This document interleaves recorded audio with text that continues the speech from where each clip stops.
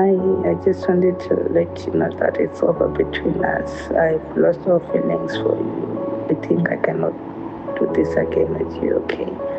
So I hope you can move on, find what is good for you, find what makes you happy because for me I've already found my own happiness. Hello,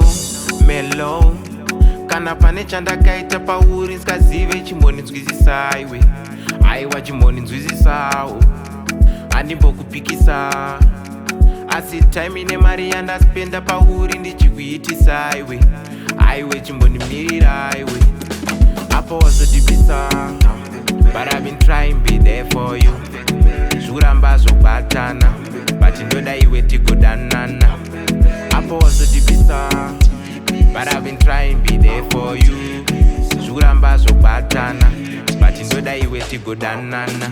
Baby wakatamba nemoyo wangu nguva yangu pazvinhu zvangu ini ndaitoti uri mumwe wangu waiwa muridzi wemoyo wangu Baby wakatamba nemoyo wangu nguva yangu pazvinhu zvangu ini ndaitoti uri mumwe wangu waiwa muridzi wemoyo wangu Baby ndikakutrasta ndikakupa moyo wangu seuri chiparadzo iwe chemoyo wangu ndakatokutrasta ndikakupa zvese zvangu asi nhasi wakunditarisira kuzasi-zasi wakutondiona kunge munhu wepasi wakutondishora futi zvandave nhasi asi ndiwe futika zvandiri nhasi ndichinyanya esidhenja ndakatokutsura ubva warivenja ukati zvirudoka wakuzviega ndakatombozama futi kukubega wakatozongondisiya futi ndega Bebe wangu ndiwe here futika wakundaro